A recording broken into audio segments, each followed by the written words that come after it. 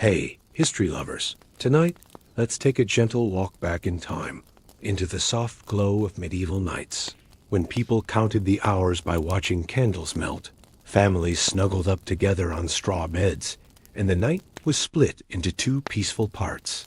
Have you ever been curious about the famous Great Bed of Ware, or the cozy drinks people made by the fire to help them sleep? We're about to uncover 15 surprising facts that might just change the way you think about bedtime in the past. I'd really love to hear your thoughts and stories in the comments.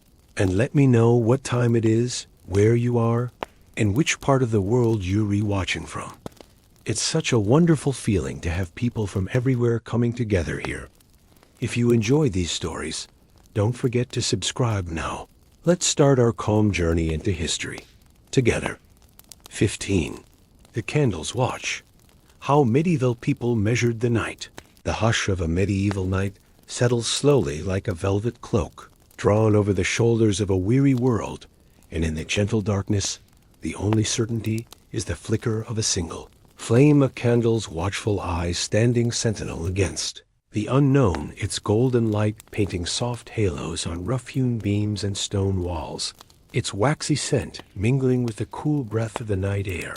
And in this quiet, the passage of time becomes a thing both mysterious and intimate, measured not by the relentless tick of a clock, but by the slow, patient melting of wax, the steady shortening of a wick, the silent, almost imperceptible journey from fullness to emptiness. In the heart of a medieval home, the candle is more than a tool. It is a companion, a gentle guide through the hours when the world is at its most vulnerable. And as the sun slips away beyond the horizon, leaving behind only the faintest blush of twilight, the first candle is lit, its flame trembling in the uncertain air, casting long dancing shadows that seem to breathe with the rhythm of the house itself. The walls, thick with centuries of stories, absorb the light and give it back in soft golden echoes, and the faces, gathered around the table or huddled near the hearth, are illuminated in a way that feels both ancient and eternal. The candle's flame is a living thing, never still, always moving its light, both fragile and defiant. And in its glow, the night loses some of its power, the darkness is pushed back just a little, and the world feels safer, smaller, more knowable. And yet the candle is also a reminder of the night's slow, inevitable progress, for as it burns, it marks the hours in a language older than words, a language of wax and shadow, of light and loss, in a time before the mechanical clock, before the certainty of numbered hours and the tyranny of punctuality. People learned to read the night by the things that changed within it, the length of a candle, the position of the moon, the sound of distant bells, and among these, a candle was perhaps the most intimate, the most personal, for it was there in the room, close enough to touch its warmth, a comfort against the chill its light, a promise that the night would not last forever. Some candles were made with careful marks along their length, notches or colored threads, each one a silent promise of a certain span of time. And as the flame crept downward, consuming the wax, these marks would vanish, one by one, and with each a new hour would be born, a new chapter in the long, slow story of the night. And so a candle became a clock, a gentle glowing measure of the hours, its face not of brass and glass, but of tallow and hope. In grander homes, where beeswax was plentiful and the air was sweet with its honeyed scent, the candles burned longer and brighter, their flames steady and pure, and the passing of time was marked with a kind of quiet luxury, the slow, even melting of the wax, a sign of order and peace. But in humbler cottages, where tallow was precious, and every scrap of fat was saved for the making of light, the candles were smaller, their flames more uncertain, and the night felt longer, the hours stretching out like a road with no end. Yet, whether in manor or hut, a candle's watch was the same, a slow, patient counting of the hours, a gentle reminder that time, like wax, is always slipping away, always changing, always becoming something new. There were those who became expert in the reading of candles, who could tell, by the way the wax pooled and the flame danced, how much of the night remained, and in the quiet moments between sleep and waking, when the world was hushed, and the only sound was the soft crackle of the wick. These watchers of the night would sit and ponder the mysteries of time, their thoughts as fluid and shifting as the shadows on the wall. Sometimes a candle would gutter and die before its time, snuffed out by a draught or a careless hand, and in that sudden darkness, the night would seem to grow larger, more mysterious, and the heart would beat a little faster until another flame was coaxed to life, and the world was made small and safe once more. In monasteries and abbeys, where the hours of prayer divided the night into sacred segments, the candle's watch was a holy thing, a symbol of vigilance and devotion, and the monks, rising from their narrow beds to chant the offices of the night, would move through corridors lit only by the soft glow of candles, their footsteps echoing in the silence, their voices rising and falling like the tide. And in these moments, a candle was both a guide and a witness, its flame a silent prayer, its light a bridge between darkness and dawn.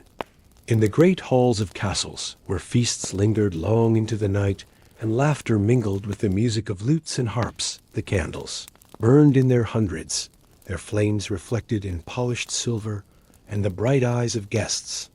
And as the night wore on, the servants would move quietly among the tables, trimming the wicks, replacing the spent candles, keeping the darkness at bay for just a little longer. And in this dance of light and shadow, the passage of time was both celebrated and mourned. For every candle that burned down to nothing was a reminder that the night, like all things, must come to an end. But it was in the quiet corners, in the small private moments, that the candle's watch was most deeply felt, in the chamber of a mother, rocking her child to sleep, the flame casting gentle patterns on the ceiling, in the study of a scholar, bent over a parchment, the words, swimming in the golden light in the workshop of a craftsman, his hand steady and sure as he worked. By the glow of a single faithful flame in these places, the candle was a friend, a confidant, a silent witness to the hopes and fears that filled the long hours of the night.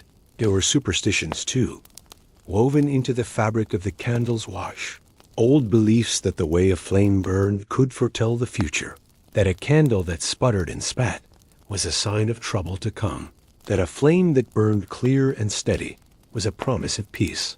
And so, people watched their candles with a kind of reverence, reading the language of light and shadow, seeking comfort in the patterns of the flame. In some places it was said that a candle left burning at night could guide lost souls, home its light a beacon in the darkness, and so in times of sorrow or uncertainty, a candle would be placed in the window, its flame a silent prayer, its light a hope that those who wandered in the night would find their way. The making of candles was itself a ritual, a slow, careful process that brought together the work of many hands, the gathering of tallow or beeswax, the twisting of wicks, the careful pouring and shaping. And in the quiet of the workshop, the air thick with the scent of wax and smoke, the candles would be set aside to cool and harden, each one a promise of light in the darkness to come.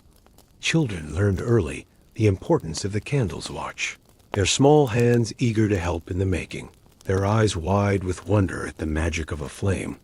And as they grew, they learned to read the night by the length of a candle, to measure their stories and their dreams in the slow, steady melting of wax.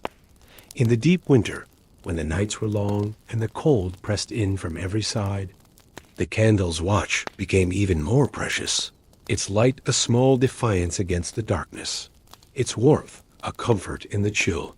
And families would gather close, sharing stories and songs, their faces lit by the gentle glow, their hearts bound together by the simple, enduring magic of a flame.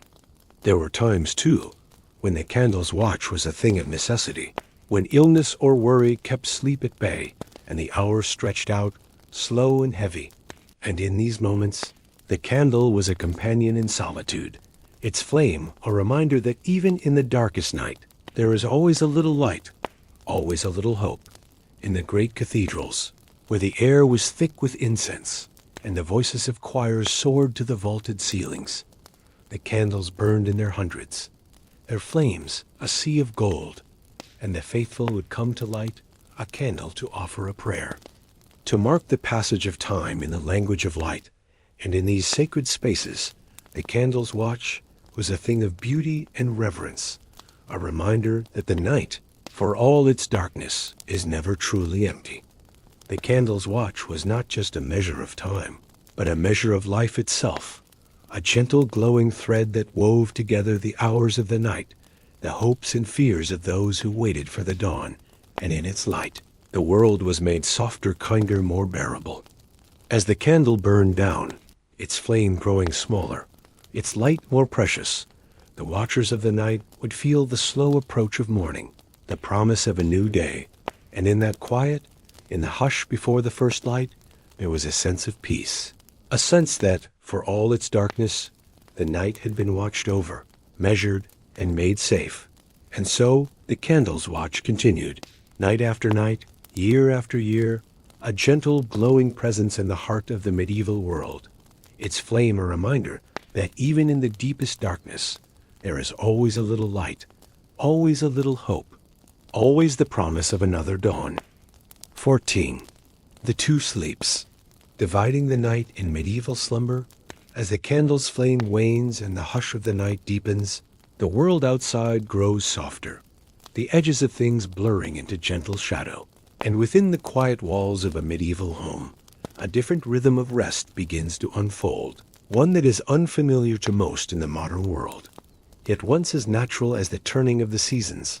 This is the rhythm of the two sleeps, a pattern woven into the very fabric of the night, a gentle division that shaped the dreams and waking hours of countless souls. The first sleep arrives with the darkness, as the last embers in the hearth glow red, and the air grows cool. Families gather, close the day's labors set aside, and the world outside is left to the creatures of the night. The first sleep is deep and heavy, a surrender to the weariness of the body, a time when the mind drifts far from the cares of the waking world, and the house is filled with the soft sounds of breathing, the occasional creak of timber, the distant call of an owl. In this first sleep, the dreams are said to be thick and tangled, woven from the threads of the day just past, the mind sorting and sifting, the heart finding its own quiet way through the labyrinth of memory. And as the hours slip by, the body rests, the spirit drifts, and the world outside moves on in its slow, silent dance. But the night is not a single unbroken stretch of darkness. It is a tapestry of moments, and as the first sleep draws to a close, something stirs in the quiet, a gentle awakening, not abrupt or jarring, but soft and natural, as if the night itself is breathing. And so in the deep hours between midnight and dawn, the people of the medieval world rise from their beds, not fully awake, yet not truly asleep, moving through the shadows with a kind of quiet purpose. This is the watch, the waking interval, a time set apart from both day and night, a liminal space where the boundaries between worlds grow thin. And in this gentle pause, the house comes alive in a different way. Some rise to tend the fire, adding a log to the embers, coaxing warmth back into the room. Others sit in silence, lost in thought or prayer, their minds wandering through the mysteries of the night. And still others find comfort in quiet conversation, voices low and soft, sharing secrets and stories that would never be spoken in the bright light of day. The waking interval is a time for reflection, for gentle work, for the tending of small tasks that require neither haste nor noise. A mother might check on her sleeping children, tucking the blankets more closely around their shoulders. A father might mend a broken tool by the light of a single candle, his hand steady and sure. And in these moments, the house feels both smaller and larger, the walls holding in the warmth and the quiet, while the world outside stretches away into endless darkness. There is a sense of peace in this interval, a sense that the night is not something to be feared or endured, but a companion, a friend who offers a different kind of company. And as the hours pass, the mind grows quiet, the heart finds its own rhythm, and the worries of the day seem far away, softened by the gentle hush of the night. In the villages and towns, The pattern of two sleeps is echoed in the streets and fields. The watchmen make their rounds, lanterns swinging, boots crunching softly on the frost, their eyes alert for any sign of trouble, but their hearts at ease. For this is a time when the world is at rest, and the dangers of the day are held at bay by the darkness. In the fields, the animals stir in their sleep, the cattle shifting in the straw, the sheep huddled close for warmth, and above it all, the stars wheel slowly across the sky, silent and eternal. The second sleep comes as naturally as the first, a gentle return to the world of dreams.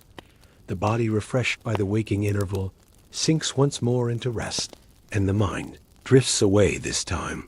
The dreams are said to be lighter, more fleeting, touched by the quiet magic of the night, and as the dawn approaches, the house is filled with a sense of anticipation, a quiet readiness for the day to come. In the great houses and castles, the pattern of two sleeps is observed with its own rituals. The lords and ladies retire to their chambers after the evening meal, the heavy curtains drawn, the beds piled high with furs and blankets.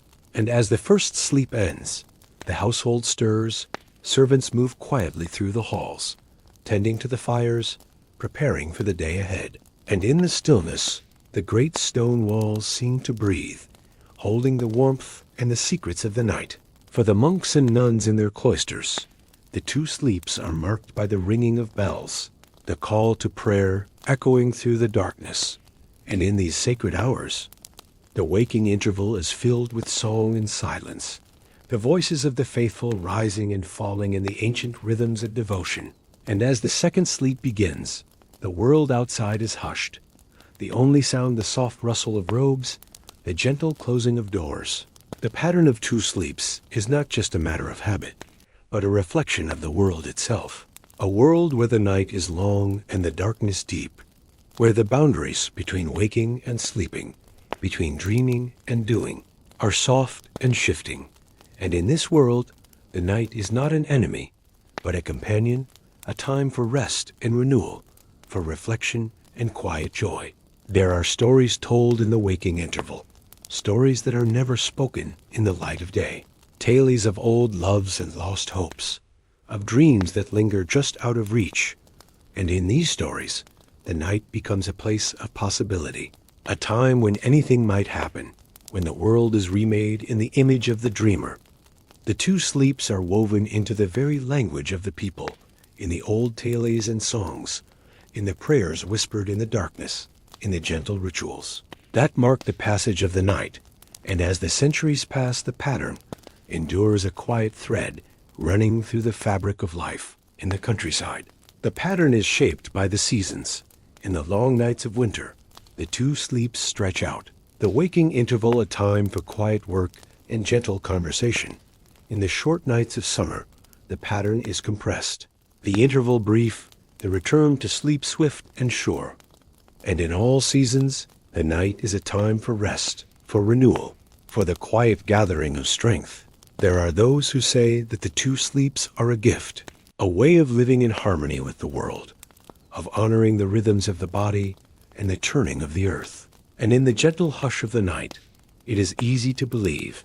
The world feels softer, kinder, more forgiving, and the heart finds its own quiet way. The pattern of two sleeps is not unique to one place or time. It is found in the old stories of many lands, in the writings of scholars and travelers, in the memories of those who have lived close to the earth. And in these stories, the night is always a place of wonder, a time when the boundaries between worlds grow thin, and the heart is free to wander. In the quiet of the waking interval, there is a sense of possibility, a sense that the world is new, that anything might happen. And as the second sleep draws near, the mind is at peace, the body at rest, and the heart ready for the day to come. The two sleeps are a reminder that the night is not a single unbroken thing, but a tapestry of moments, a gentle weaving of rest and waking, of dreaming and doing. And in this pattern there is a kind of grace, a quiet beauty that endures through the centuries as the dawn approaches. The house stirs once more, the first light creeping through the shutters, the fire crackling back to life, and the world outside is washed clean by the night. ready for the day to begin. And in this gentle transition, there is a sense of peace, a sense that the night has done its work, that the heart is ready for whatever the day may bring. The two sleeps are a gift, a gentle rhythm that shapes the night, a pattern that endures in the quiet corners of the world. And in the soft hush of the waking interval, there is a sense of wonder, a sense that the night is not an enemy, but a friend, a companion on the long journey from dusk to dawn. And so the pattern continues night after night, year after year, a gentle weaving of rest and waking of dreaming and doing a quiet thread running through the fabric of life. And in this pattern, there is a kind of grace, a quiet beauty that endures, a reminder that the night is not a single unbroken thing, but a tapestry of moments, a gentle weaving of rest and waking of dreaming and doing. And in this pattern, there is a kind of peace, a quiet joy that endures through the centuries. 13. Bedfellows and shared dreams. Communal sleeping in the Middle Ages after the gentle hush of the second sleep. As the first pale hints of dawn still linger far beyond the horizon, the world of the medieval night reveals another of its quiet customs, one that speaks of warmth, necessity, and the subtle bonds that tie people together. For in these centuries past, the bed was rarely a solitary place, and the act of sleep was often a shared experience, woven through with the soft threads of companionship and trust. The walls of a medieval home, thick with the memory of many winters, held within them the simple wisdom of togetherness. As the cold pressed in from every side, families gathered close, not only by the hearth, but beneath the covers as well. The bed, whether a grand structure draped in heavy curtains or a humble pallet of straw, became a small island of warmth in a sea of chill, and upon it bodies nestled side by side, seeking comfort in the presence of others. In the great halls of manor houses, the lord and lady might retire to a bed large enough to hold not only themselves, but sometimes children, servants, or honored guests, the curtains drawn tight against the draught, the air within heavy with the mingled scents of wool, linen, and the faint sweetness of dried herbs tucked beneath the pillows.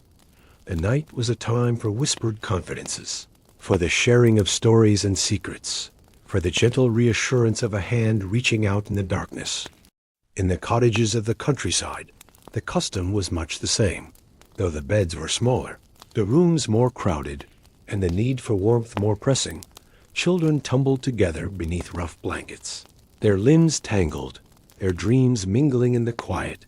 Parents close by, their presence a silent promise of safety. And in the hush of the night, the boundaries between self and other softened, the worries of the day fading into the gentle rhythm of shared breath. Travelers, too, found themselves drawn into this world of communal sleep. For the road was long, and the inns were few, and when a stranger arrived at the door, it was not uncommon for a space to be made in the family bed, the newcomer welcomed with a nod and a place. Beneath the covers, trust was a necessity, and the night was a time for hospitality, for the sharing of warmth, and the quiet forging of new bonds. In the bustling towns, apprentices and servants often shared narrow beds in crowded rooms. Above the shops and kitchens, their days filled with labor, their nights with the comfort of familiar voices and the steady presence of others. The bed became a place, not only of rest, but of learning, of laughter, of the small everyday intimacies that make a life. There were rules, of course, unspoken, but understood, a certain decorum that governed the sharing of space bodies. Turned away hands kept to themselves the boundaries of propriety, maintained even in the closeness of the night, yet within these rules there was a gentle acceptance, a recognition of the simple truth that to be human is to need others, to seek comfort in the presence of another heartbeat. The sharing of beds was not limited to the home and the monasteries, and convents. The dormitories were lined with narrow cots, the brothers and sisters sleeping side by side, their dreams watched over by the soft glow of a single candle, a night filled with the quiet music of breath and the occasional murmur of prayer. In these sacred spaces, the act of sleep became a kind of communion, a joining of souls in the gentle embrace of rest. In the great cities, where travelers from distant lands mingled in the crowded inns, The custom of bed sharing took on a different flavor, strangers thrown together by chance, their lives intersecting for a single night, the boundaries of language and custom softened by the shared need for warmth and safety. And in the morning, they would part, each carrying with them the memory of a night spent in the company of another. Children learned early the art of sharing a bed, their small bodies pressed close for warmth, their dreams filled with the stories whispered in the darkness. The bed became a place of comfort, a refuge from the fears that sometimes crept in with the night. And as they grew, the memory of those shared nights lingered, a quiet reminder of the bonds that held a family together. There were, of course, moments of discomfort, elbows jostling for space, blankets tugged away in sleep, the occasional snore or restless turning. Yet these small annoyances were accepted with good humor. The price paid for the comfort of togetherness. And in the morning, as the first light crept through the shutters, the bed became a place of laughter and gentle teasing, the troubles of the night forgotten in the warmth of the new day. The custom of communal sleeping was not without its rituals. The careful tucking in of blankets, the sharing of a hot stone or a warmed brick to chase away the chill, the quiet blessing whispered over the heads of children, the gentle goodnight exchanged between husband and wife, parent and child, friend and stranger. These small acts, repeated night after night, became the fabric of life, the gentle rhythm that carried people through the darkness and into the light. In the world outside, the night was filled with uncertainty, the howl of the wind, the distant bark of a dog, the creak of a branch against the window. But within the walls of the home, the bed became a sanctuary, a place where fears were soothed and hopes renewed, where the simple act of sharing space became an act of trust, of love, of quiet courage.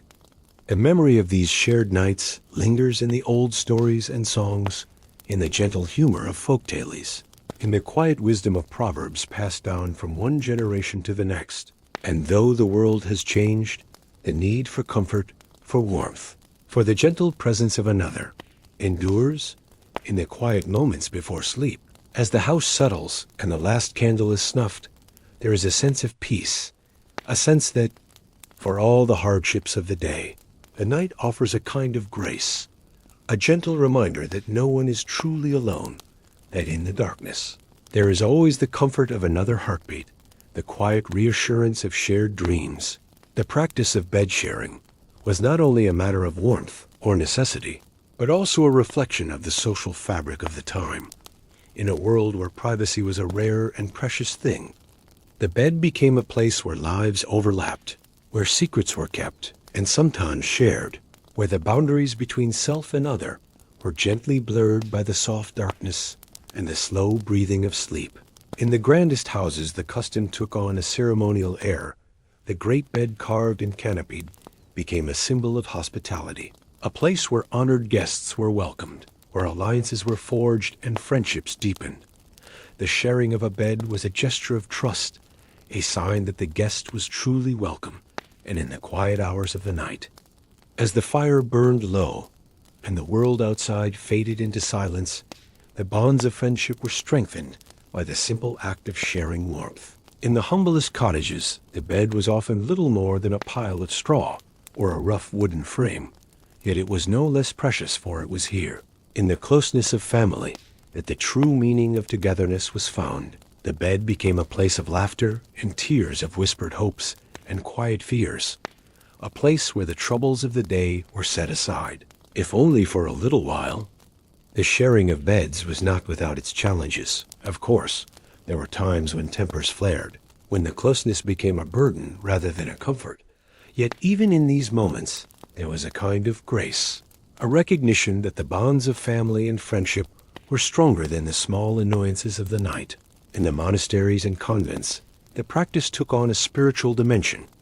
The brothers and sisters, sleeping side by side, became a living symbol of the community, their dreams watched over by the gentle presence of the divine.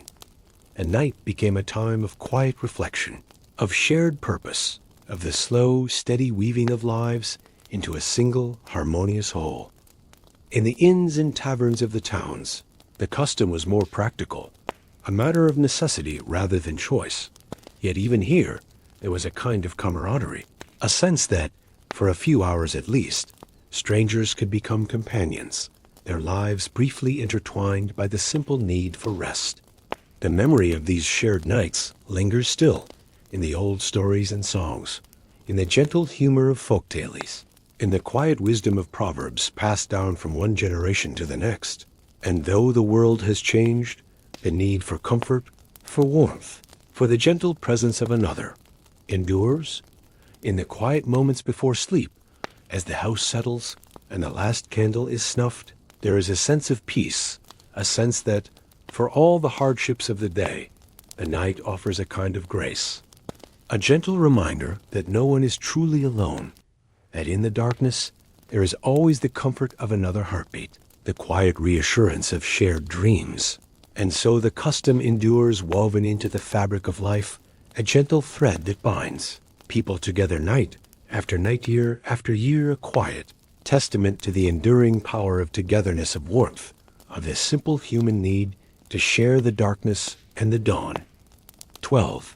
The Great Bed of Ware, sleeping in legendary luxury, in the gentle hush that lingers after the warmth of shared beds and the soft comfort of communal slumber. There rises a tale from the heart of England, a story whispered through the centuries, embroidered with laughter and awe, a story of a bed, so vast, so wondrous that it became legend, the Great Bed of Ware, a marvel of timber and tapestry, a monument to the dreams and hospitality of a bygone age. The town of Ware, nestled along the slow, winding river Lea, was once a place of bustling travelers, a crossroads for merchants, pilgrims, and wanderers, its inns alive with the clatter of tankards and the low hum of voices. And in the midst of this lively world stood the Saracen's Head, an inn famed not only for its hearty ale and generous hearth, but for a bed that defied imagination, a bed so large that it could cradle an entire gathering, a bed that became, in time, a legend in its own right. The Great Bed of Ware, carved from sturdy oak, stretched nearly 10 feet across and more than 10 feet from head to foot, its posts thick as a man's arm, its canopy draped with heavy curtains embroidered with the faded colors of old stories. The mattress stuffed with straw and wool was deep and yielding a soft sea upon which many a weary traveler found rest, and the sheets, though worn by countless hands, still held the faint scent of lavender and the memory of 100 dreams. To sleep in the great bed was to become part of a living story, for the bed was more than a place to rest. It was a stage upon which the drama of the night unfolded. Families, strangers, and friends, all drawn together by the promise of warmth and the gentle camaraderie of shared space, would climb into its vast embrace, their laughter echoing beneath the canopy, their voices mingling in the soft darkness. There are tales, told with a twinkle in the eye, of a dozen or more souls sharing the bed at once, their limbs tangled, their dreams interwoven, the bed creaking and sighing beneath their weight. And in the morning, as the first light crept through the shutters, the room would be filled with the gentle chaos of waking, the soft murmur of voices, the rustle of blankets, the quiet joy of another night survived together. The bed became a symbol not only of hospitality, but of the spirit of the age, a time when the world was both larger and smaller, when the road was long and uncertain, and the warmth of a shared bed was a comfort beyond price. Travelers from distant lands would seek out the inn, drawn by the legend, eager to claim their place in the story, and the innkeeper, with a knowing smile, would lead them up the narrow stairs, the floorboards, creaking beneath their feet, to the chamber where the great bed waited, its vastness both inviting and a little daunting. To lie in the great bed was to feel the weight of history, to sense the presence of all those who had come before, their laughter and whispers lingering in the air, their dreams woven into the very fabric of the sheets. And as sleep claimed the weary, the bed became a vessel, carrying them gently through the night, its sturdy frame a promise of safety, its soft depths a refuge from the world outside. The bed was not only a marvel of size, but of craftsmanship, the oak polished to a deep, warm glow. The carvings along the posts, telling stories of old leaves and vines, twining together animals. Peering out from the shadows, the work of hands long gone, yet still present in every curve and line. The curtains heavy and rich could be, drawn tight against the chill, creating a small world within a world, a place apart from the cares of the day. In the quiet hours, as the inn settled into silence, the bed became a place of secrets and stories, of gentle laughter and whispered hopes, a place where strangers became friends, where the boundaries between self and other faded into the soft darkness. And in the morning, as the sun rose over the rooftops of Ware, the bed would be left behind, its sheets smoothed, its pillows plumped, ready to welcome the next dreamers. The fame of the great bed spread far and wide, its legend carried by travelers and poets, by merchants and minstrels, and in time it became a symbol of the town, itself a point of pride, a story to be told and retold. And as the years passed, the bed remained, a silent witness to the changing world, its wood darkening with age, its fabric worn thin by countless hands. There are those who say that the bed was a place of magic, that dreams dreamt within its embrace were deeper, richer, more vivid, that the bed held the power to heal a weary heart, to soothe a troubled mind, and perhaps in the gentle hush of the night, as the world outside faded into silence, there was a kind of magic in the simple act of sharing space, of finding comfort in the presence of others. The bed became a place of celebration, of reunion and parting, of laughter and tears, a place where the stories of the road were shared, where the burdens of the journey were set aside, if only for a little while. And in the morning, as the travelers rose and prepared to continue on their way, the bed remained, a quiet promise that, no matter how far they wandered, there would always be a place to rest, a place to dream. In the great sweep of history, the Great Bed of Ware stands as a gentle reminder of the power of hospitality, of the simple joy of togetherness, of the comfort found in the warmth of a shared bed. And though the world has changed, the need for such comforts endures, the longing for a place to rest, to dream, to belong. The bed itself, after centuries of use, was eventually moved from the inn, its legend too large to be contained by a single room. And today, it rests in a place of honor, a relic of a vanished world, its wood still warm to the touch, its presence still a comfort to those who pause to remember.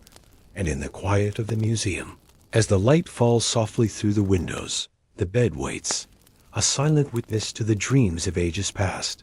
To imagine the Great Bed of Ware is to imagine a world where the night is not a time of solitude, but of community, where the act of sleep is a shared journey, a gentle passage from waking to dreaming and back again.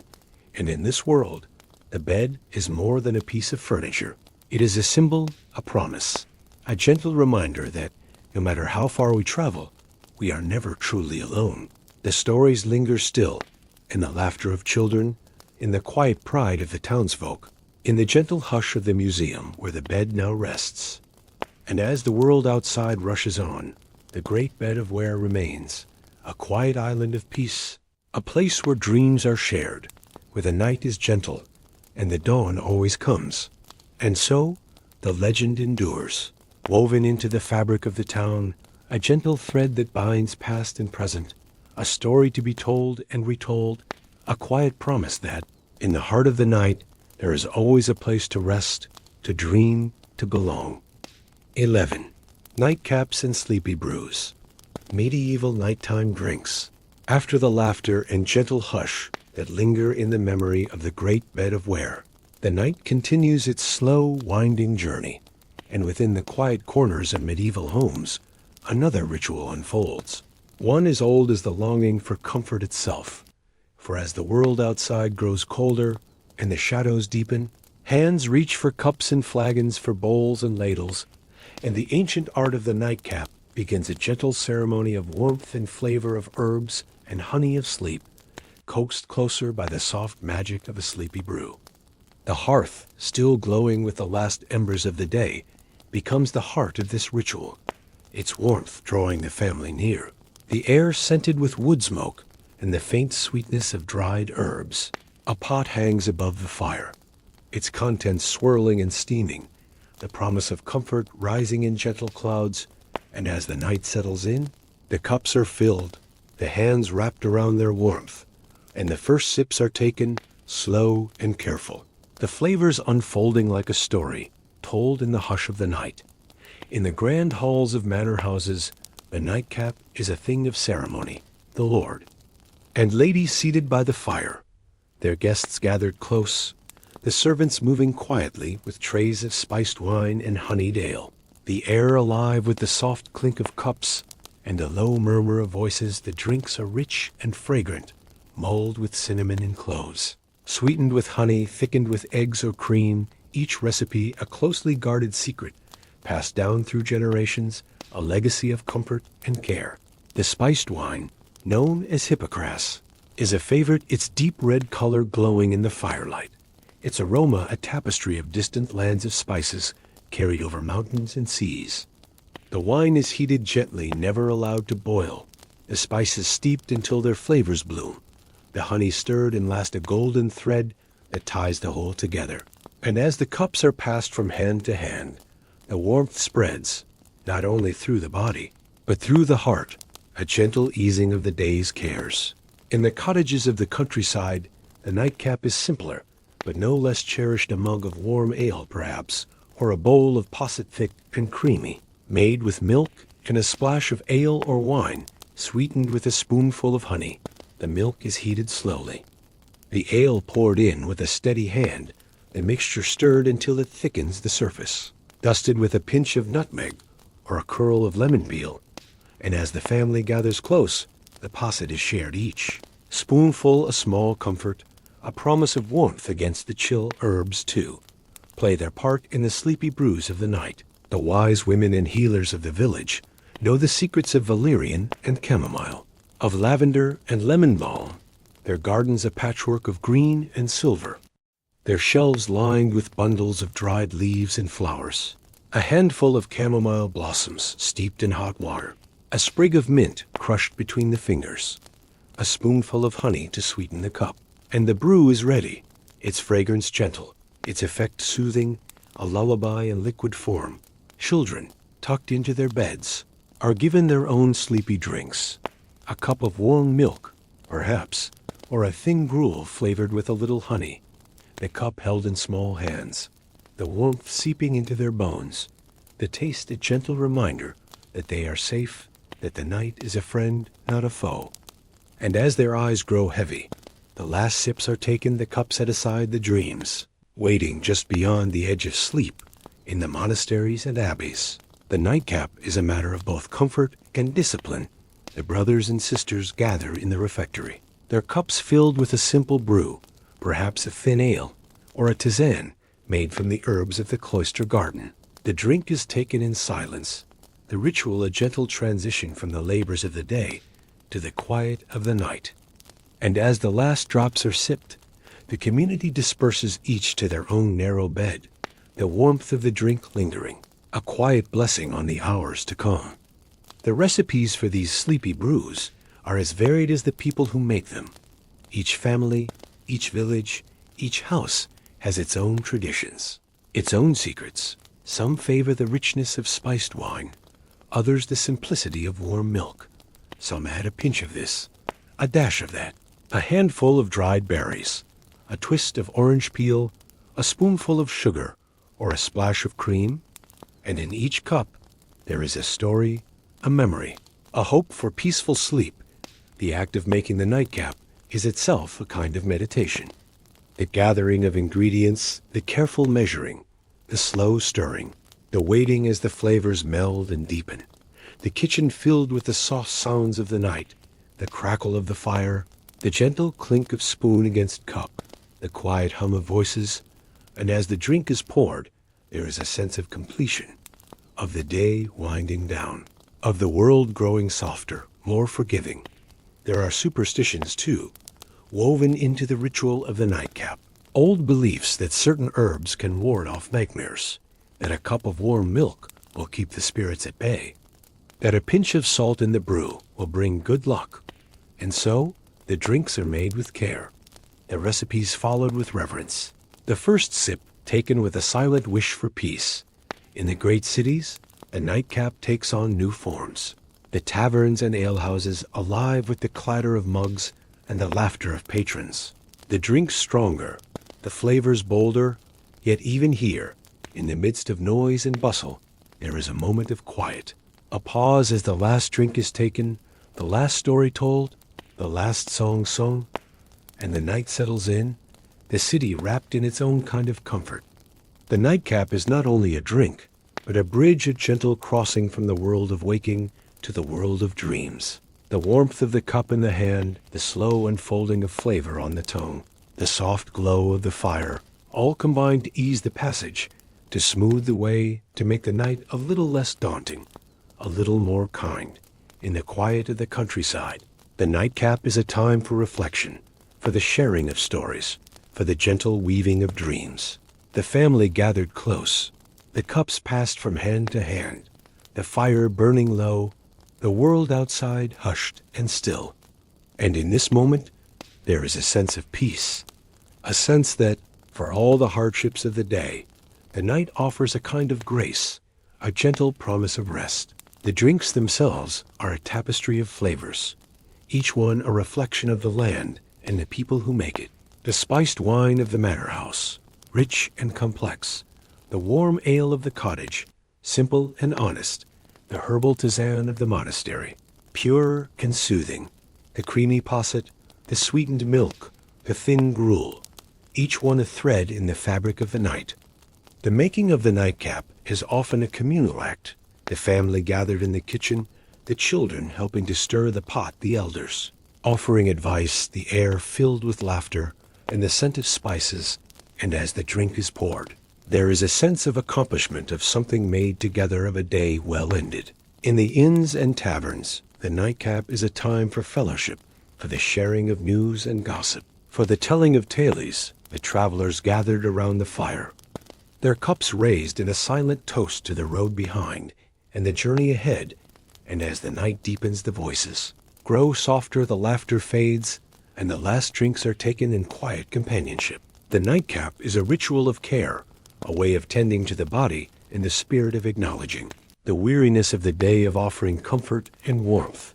And in this simple act, there is a kind of wisdom, a recognition that the night is not something to be endured, but something to be embraced, a time for rest, for renewal, for the gentle gathering of strength. There are those who say that the best nightcaps are made with love, that the warmth of the drink is a reflection of the warmth of the heart. And perhaps this is true, for in the quiet of the night, as the last sip is taken, there is a sense of connection, of belonging, of being part of something larger than oneself.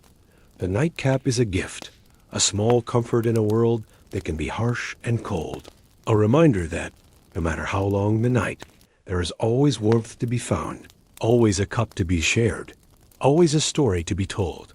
In the gentle hush that follows the last drink, the world grows softer, the edges of things blur, and the night becomes a place of possibility, of dreams waiting just beyond the edge of sleep. And as the fire burns low, the cups are set aside, the beds are turned down, and the house settles into silence, the warmth of the nightcap lingering, a quiet promise of peace. The ritual of the nightcap endures, passed down through generations, a thread that ties the past to the present, a gentle reminder that, for all the changes in the world, the need for comfort, for warmth, for the soft magic of a sleepy brew remains. And so, the nightcap is made, night after night, year after year, a gentle ceremony of care and comfort, a quiet bridge from waking to dreaming, a small act of kindness in a world that is often unkind. And in this ritual, there is a kind of grace, a quiet beauty that endures, a promise that, no matter how dark the night, there is always a cup to be shared, always a story to be told, always a dream waiting just beyond the edge of sleep. 10. The watchful night, guardians, nightwalkers, and sleep security as the warmth of the nightcap lingers and the last embers in the hearth glow softly. The medieval night stretches on, vast and mysterious, a world both familiar and unknown, outside the thick walls of home. The darkness is deep, the air cool and still, and the world is watched over by those who walk beneath the moon. Guardians and nightwalkers, keepers of the peace, silent watchers who move through the sleeping town and countryside. Their presence a quiet promise that the night, for all its shadows, is not without its protectors. In the winding streets of the medieval town, the night watch begins as the last shutters are drawn and the doors are bolted. The watchmen gather in the square, their cloaks pulled tight against the chill, their lanterns swinging, casting small pools of golden light on the cobblestones. Their staffs tapping a gentle rhythm as they set out on their rounds, to sound a comfort to those lying in their beds. A reminder that, even as they sleep, the world is not left unattended. The watchmen are chosen from among the townsfolk's sturdy men, and sometimes women trusted by their neighbors, their eyes, sharp their ears attuned to the smallest sound they know every alley and corner, every creak of timber and whisper of wind.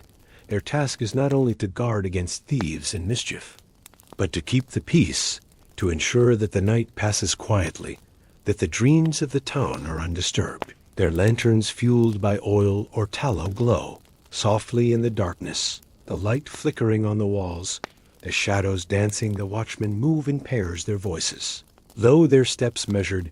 They pause at each door, listening for trouble, their presence a gentle deterrent to those who might seek to disturb the peace. And as they pass, the dogs in the yards lift their heads, their tails thumping in recognition. The cats slip through the shadows, their eyes gleaming. In the countryside, the night is watched over by different guardians, shepherds, and farmers, their eyes accustomed to the darkness, their ears tuned to the sounds of the fields. They walk the boundaries of their land, their lanterns swinging, their dogs at their heels.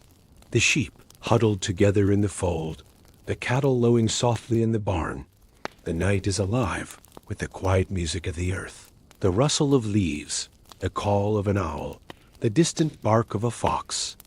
The guardians of the night are not only human, the animals too play their part. The dogs who patrol the yard, the geese who honk at the slightest disturbance, the horses who stamp and snort in their stalls, their senses keen, their loyalty unwavering. Together, they form a circle of protection, a living barrier against the unknown. There are stories, too, of those who walk the night for other reasons, the nightwalker souls who cannot sleep, who find comfort in the quiet of the darkness. Their footsteps soft on the dew-damp grass, their thoughts.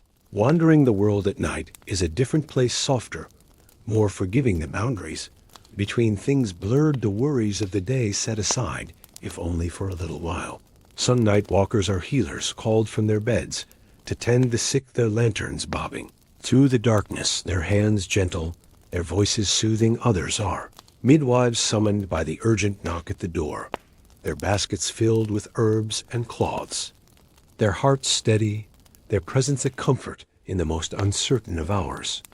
And there are those who walk the night in search of inspiration, poets and dreamers, their minds alive with possibility, their hearts open to the quiet magic of the world after dark. The night is not without its dangers. The roads are long and lonely, the forests deep and shadowed, the rivers swift and cold. Yet for those who watch and walk, there is a sense of purpose, a quiet pride in their task. They are the keepers of the peace, the guardians of the dreamers, the silent watchers who ensure that the night passes safely, that the world is ready to greet the dawn. In the towns, the watchmen carry horns or bells, tools to sound the alarm if trouble arises, their calls echoing through the empty streets, a signal to their fellows, a warning to those who would do harm. Yet most nights pass quietly. The only sound the soft murmur of voices, the gentle tap of staff on stone, the distant song of a nightingale. The watchmen are not only guardians, but also messengers. Their rounds take them past every door, every window. They carry news. From one end of the town to the other, a birth, a death, a fire in the baker's shop, a lost child found, their presence weaves the community together, a thread of connection that binds the night to the day. In the great castles, the night is watched over by sentries, their armor gleaming in the moonlight, their swords at their sides, they pace the battlements, their eyes scanning the horizon, their hearts steady, their duty clear. The castle is a world unto itself, its walls thick, its gates strong, yet even here the night is not left to chance. The sentries are the last line of defense, the guardians of all within. The monasteries, too, have their watchers, the porter at the gate, the brother who tends the lamps, the sister who sits in silent prayer. Their vigil is both practical and spiritual, a watch kept not only against the dangers of the world, but for the souls within, their presence a comfort, a reminder that the night is held in gentle hands. There are rituals, too, that mark the passing of the night, the lighting of lamps at dusk, the closing of gates, the saying of prayers, the sharing of a final cup. These small acts, repeated night after night, become the fabric of security, the gentle rhythm that carries the community through the darkness and into the light. The watchful night is a time of stories, of legends told in whispers, of heroes and guardians, of spirits and shadows, the children tucked into their beds. Listen with wide eyes, their imaginations alive with the possibilities of the night. The watchmen, too, tell their tales, stories of narrow escapes, of kindnesses given and received, of the quiet beauty of the world at night. The night is a time of secrets, of things hidden and revealed. The watchmen see much that others do not, the lovers who meet in the shadows, the old woman who leaves bread on the doorstep for the hungry, the fox who slips through the garden. The world at night is a tapestry of small kindnesses, of quiet courage, of the gentle persistence of those who watch and wait. In the quiet hours before dawn, the watchmen pause, their rounds nearly done, the town still and silent. The first birds beginning to stir, they stand in the square, their lanterns held high, their faces lit by the soft glow. And in that moment, there is a sense of peace, a sense that, for all the darkness, the world is held in gentle hands. The watchful night is a gift, a time of rest and renewal, of dreams and possibilities. And in the presence of the guardians and nightwalkers, there is a quiet assurance that, no matter how deep the darkness, the dawn will come, the world will wake, and the cycle will begin again. The memory of these watchful nights lingers in the old stories and songs, in the gentle humor of folk tales, in the quiet wisdom of proverbs passed down from one generation to the next. And though the world has changed, the need for guardians, for watchers, for the gentle presence of those who keep the night, endures. In the gentle hush that follows the watchful night, as the first light creeps over the horizon and the world stirs to life, there is a sense of gratitude, a quiet joy in the knowledge that, for all the mysteries of the night, there are always those who watch, who wait, who keep the darkness at bay. And so, the watchful night continues, night after night, year after year, a gentle thread that binds the community together, a quiet promise that, no matter how long the night, there is always a guardian, always a watcher, always a gentle hand to guide the world safely into the dawn. 9. Sleeping in shifts, the life of monks, nuns, and night prayers, as the last watchman's lantern fades into the gentle blue of early morning. Another world stirs quietly behind thick stone walls and cloistered gardens. A world where the rhythm of sleep and waking is shaped not by the sun or the seasons, but by the slow, sacred turning of prayer and devotion. Here, in the monasteries and convents scattered across the medieval landscape, the night is divided and measured, not by the ticking of clocks, but by the tolling of bells, the soft shuffle of sandaled feet, the whispered prayers that rise and fall like the tide. Within these walls, the day is a tapestry of ritual each hour, marked by a gentle summons, a call to gather, to kneel, to sing. And as the sun sets and the world outside slips into darkness, the pattern does not end, but deepens. The night itself becomes a sacred thing, a time to keep vigil, to watch and wait, to offer up the quiet hours to something greater than oneself. The monks, wrapped in their woolen habits, lie down on narrow cots, their beds little more than wooden frames and thin mattresses stuffed with straw. The air is cool, scented with the faint sweetness of beeswax and the sharper tang of old stone. The silence is deep, broken only by the soft breathing of those at rest. And yet, this sleep is not meant to last the night through, for soon the bell will sound, its voice echoing through the cloisters, calling the brothers from their dreams. The first waking comes in the darkest hours, when the world outside is still and the stars hang low in the sky. The bell rings, slow and solemn, and the monks rise, their movements practiced and unhurried. They gather in the chapel, the air cold against their skin, their voices joining in the ancient chant, the words rising and falling, weaving through the darkness, a song of hope and longing, of faith and surrender. This is the night office, the first of many prayers that will shape the hours until dawn. The monks stand or kneel, their eyes closed, their minds drifting between waking and sleep. The rhythm of the chant, a gentle anchor, holding them steady in the quiet sea of the night. And when the prayers are finished, they return to their beds, the silence settling once more, the body sinking into rest, the mind hovering at the edge of dreams. But the night is not yet over, for soon the bell will sound again, calling the brothers to another round of prayer, another hour of vigil. And so the pattern continues, sleep and waking, prayer and silence, a gentle weaving of rest and devotion, the hours marked not by the movement of the sun, but by the slow, steady turning of the monastic day. In the convents, the pattern is much the same. The nuns rise from their beds, their feet bare against the cold stone floor, their voices soft and clear as they gather in the chapel, the candles flickering, the shadows dancing on the walls.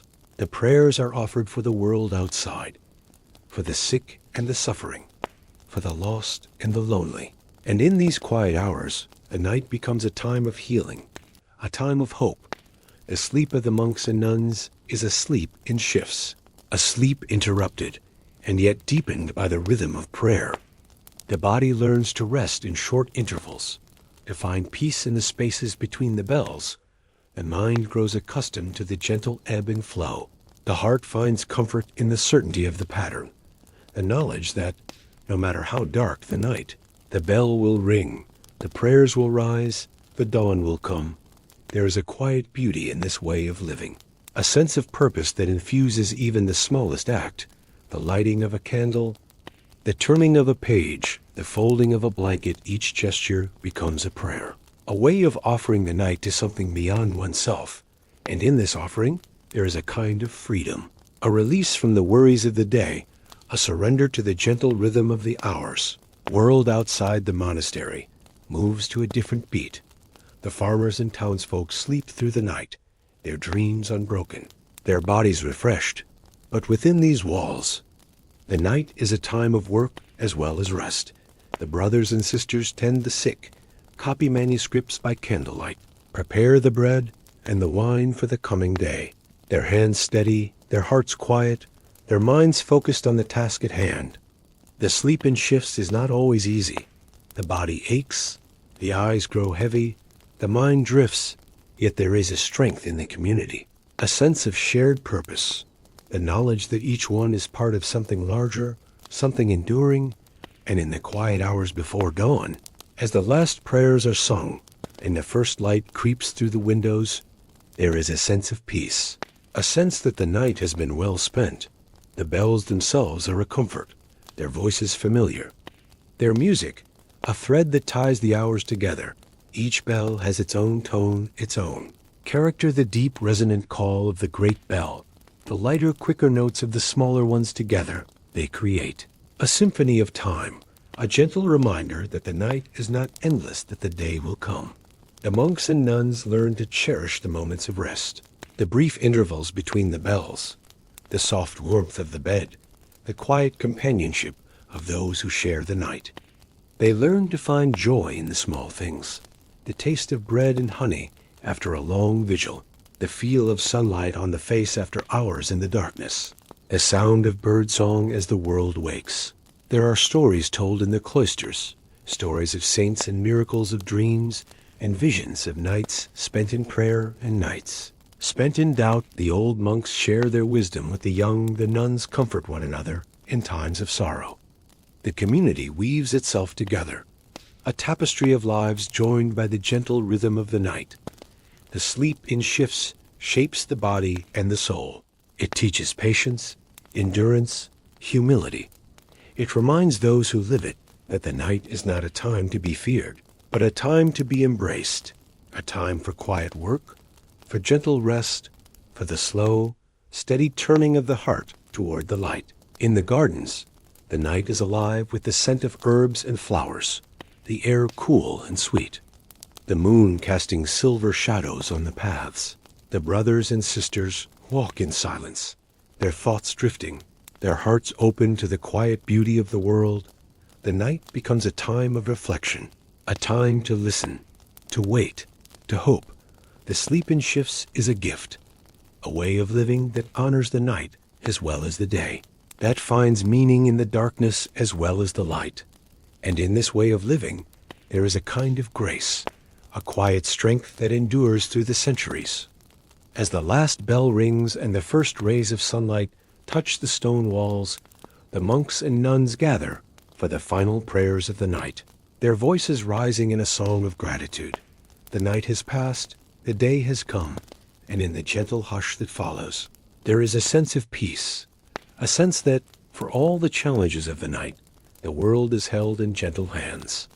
And so, the sleep in shifts continues, night after night, year after year, a gentle thread that binds the community together, a quiet promise that, no matter how dark the night, there is always a bell to ring, always a prayer to be sung, always a dawn waiting just beyond the edge of sleep. 8. The humble straw mattress, beds of the common folk, as the last echoes of the monastery bell fade into the morning air. The world beyond the cloister walls stirs to life, a world of fields and forests, of winding lanes and thatched cottages, where the rhythm of sleep is shaped not by the tolling of bells, but by the rising and setting of the sun. Here, in the homes of the common folk, the bed is a simple thing, a humble nest of straw and cloth, a place of rest and refuge after the long labors of the day. The cottage stands at the edge of a field, its walls thick with wattle and daub, its roof heavy with thatch. The door creaks softly on its hinges as the family returns from the fields, their hands stained with earth, their faces flushed with the last light of the sun. Inside, the air is warm with the scent of wood smoke and bread. The hearth glows with the memory of the day's fire, and in the corner, beneath a small window, the bed awaits, a simple frame of wood, a mattress stuffed with straw, covered with rough linen and patched wool. The making of the straw mattress is a ritual in itself, a task for the whole family. The children gather, the straw from the fields after the harvest, their laughter rising. Above the rustle of the stalks, the adults sort and bundle the straw. Choosing the longest, cleanest stems, the mattress is sewn from heavy linen, the straw packed in tight the corners. Stitched closed, the finished mattress is thick and springy, a soft island in the hard world of earth and stone. Each season brings its own rhythm to the bed. In autumn, the mattress is filled with fresh straw, the scent of the fields still clinging to the fibers. In winter, extra blankets are piled high, old cloaks and patched quilts, anything to keep the cold at bay. In spring, the mattress is aired in the sun, the straw fluffed and turned, the linen washed and mended. In summer, the bed is light and cool, the window left open to the night air, the sounds of crickets and owls drifting in on the breeze. The bed is a place of gathering as well as rest. The children tumble in together, their limbs tangled, their dreams mingling in the quiet. The parents close by, their presence a silent promise of safety.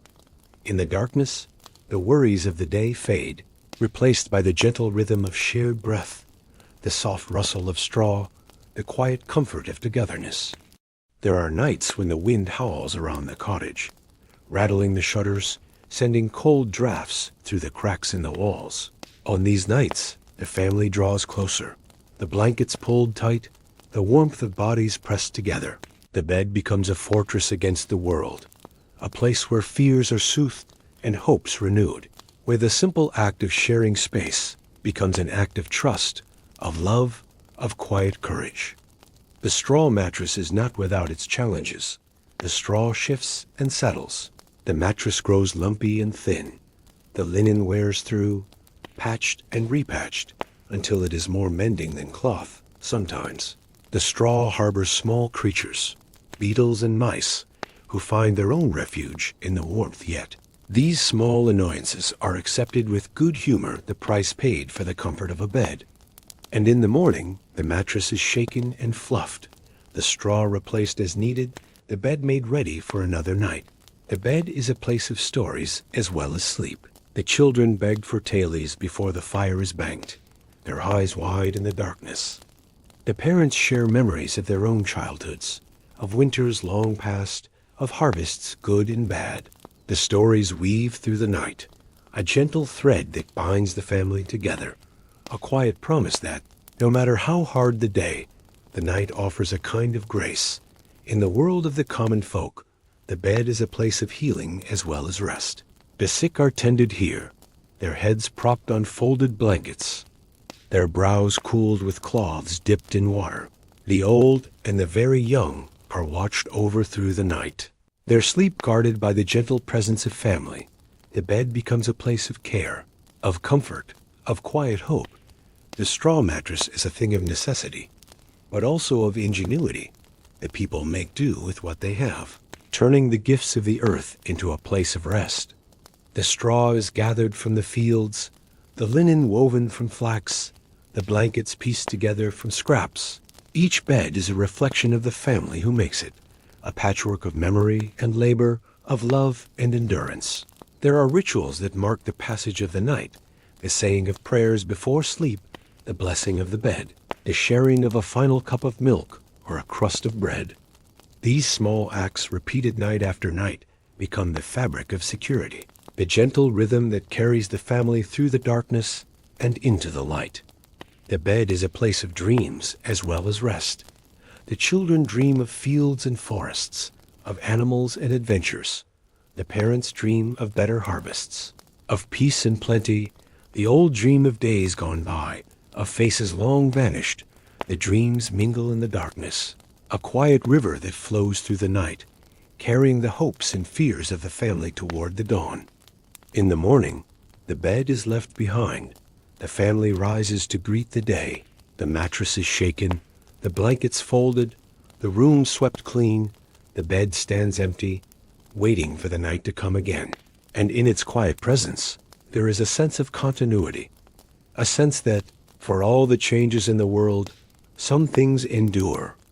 The humble straw mattress is a symbol of resilience, of the ability to find comfort in the simplest things, to make a home for what the earth provides, to find rest in the midst of hardship. And in this way of living, there is a kind of grace, a quiet strength that endures through the centuries. The memory of these humble beds lingers in the old stories and songs, in the gentle humor of folktales, in the quiet wisdom of proverbs passed down from one generation to the next. And though the world has changed, the need for comfort, for warmth, for the gentle presence of a bed endures. In the gentle hush that follows the making of the bed, as the last light fades and the world grows quiet, there is a sense of peace, a sense that, for all the hardships of the day, the night offers a kind of grace, a gentle promise of rest. And so, the humble straw mattress endures, night after night, year after year, a gentle thread that binds the family together, a quiet promise that, no matter how hard the day, there is always a place to rest, always a bed to return to, always a dream waiting just beyond the edge of sleep. 7. Dreaming in color. Medieval beliefs about dreams and night visions. As the hush of the cottage deepens, and the straw mattress settles beneath the weight of tired bodies, the world of sleep opens its secret doors, and the night becomes a canvas for dreams. In the medieval mind, dreams are not mere shadows, not idle wanderings of a resting mind, but messages, omens, and sometimes gentle warnings. The night is alive with meaning, and every vision, every fleeting image, is a thread in the tapestry of life. The fire in the hearth burns low, casting a soft glow on the walls, and as eyelids grow heavy, the mind slips quietly into the realm of dreams. Here, the boundaries of the day dissolve, and the world is remade in color and sound, in the flicker of memory and the shimmer of hope. The medieval dreamer drifts through landscapes, both familiar and strange, guided by forces unseen, comforted by the presence of loved ones, or unsettled by the appearance of strangers. In the quiet of the night, dreams are taken seriously, their meanings pondered with care. The wise women of the village, the old men who remember the stories of their youth, all have their own ways of reading the signs. A dream of water might mean change is coming. A dream of fire could be a warning, a dream of a white bird, a promise of peace. The language of dreams is subtle, its grammar known only to those who listen with the heart. The church, too, has its teachings. The priests remind their flock that dreams can be both gifts and temptations, that some visions are sent to comfort, others to test. The saints themselves are said to have received messages in their sleep, visions of angels, of distant lands, of miracles yet to come. And so, the faithful pray before sleep, asking for guidance, for protection, for dreams that will bring wisdom and peace. In the great halls of the manor house, the lady of the house might wake in the night her heart. Pounding with the memory of a vivid dream, she calls for her maid who listens with wide eyes as the tale unfolds together. They search for meaning, recalling old stories, consulting the book of dreams. Kept in the family chest, the dream is weighed and measured, its message considered, its warning heeded, or its promise cherished. The peasant in his cottage, the merchant in his bed above the shop, the monk in his narrow cell, all are visited by dreams, and all seek to understand their meaning. The dreams are shared in the morning over bread and ale, the stories told and retold, each listener adding their own wisdom, their own memory. The dream becomes a part of the day, a guide for the choices to come. There are dreams that linger, their images bright and sharp, their meaning clear. And there are dreams that fade with the dawn, their edges blurred, their message lost. Yet even these are not forgotten, for the medieval mind knows that every dream has its place, its purpose, its own quiet power. The world of dreams is not only a place of omens and warnings, but also a place of comfort. The lost are found, the sick are healed, the weary are given rest in dreams, the dead return, their voices soft and kind, their presence a balm for the grieving heart. The dreamer wakes with tears on their cheeks, but also with a sense of peace, a sense that love endures even in the darkness. The wise women keep their own books of dreams, filled with notes and drawings, with herbs pressed between the pages.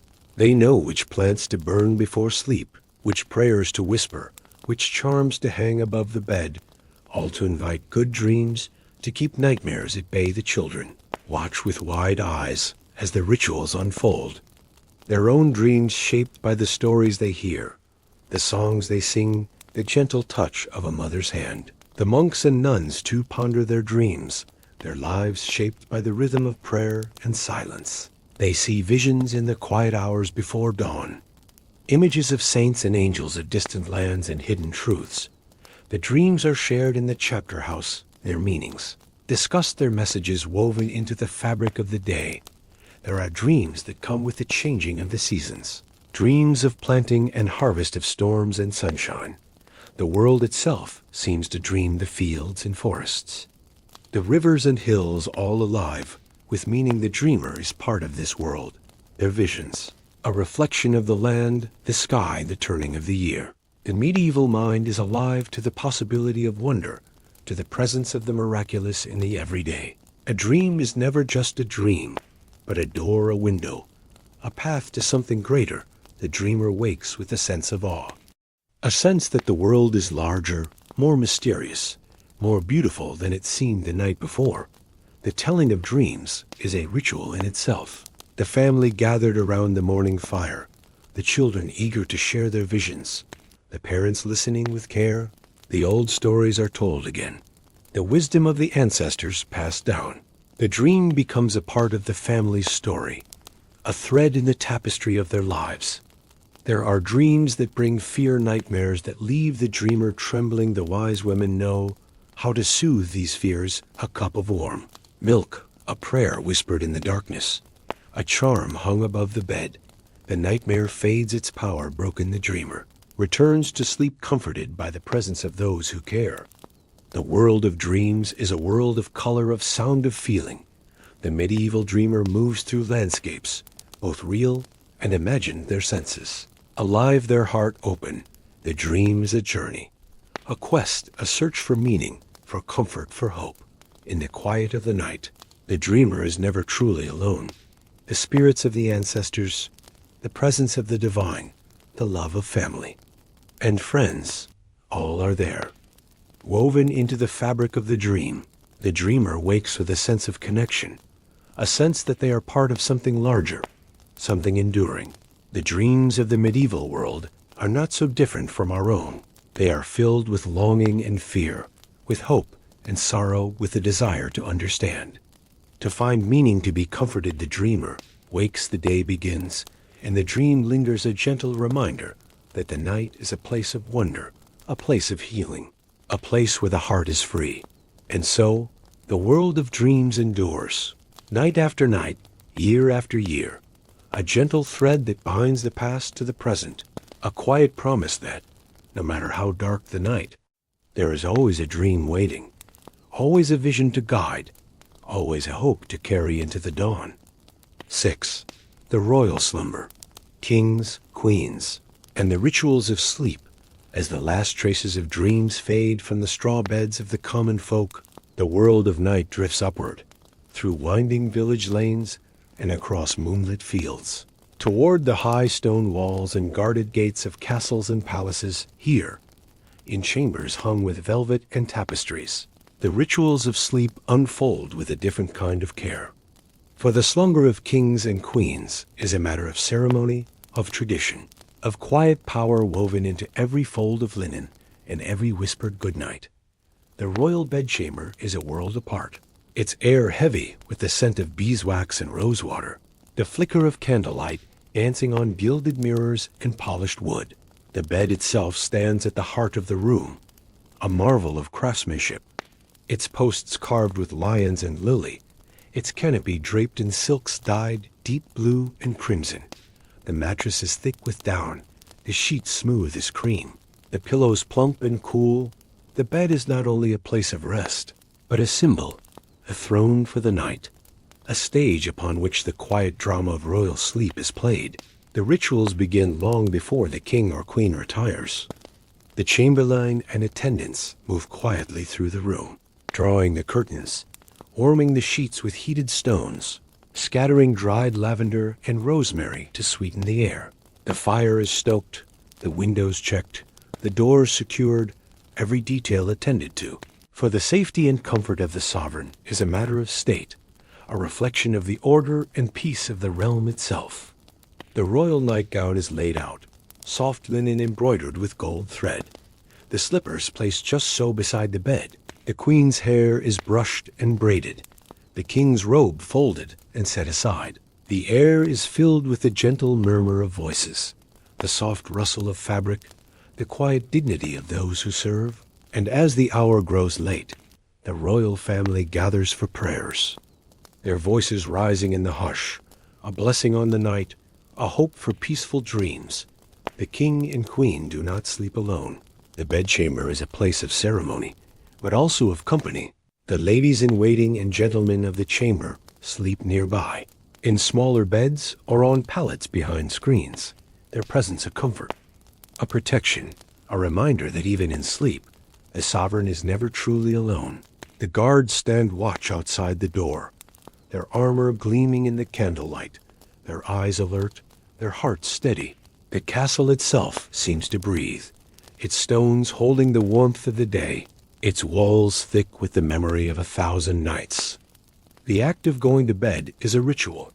The king and queen undress with the help of their attendants, their garments folded and put away, their jewelry placed in velvet-lined boxes. The queen's face is washed with rosewater, the king's hands rubbed with scented oil.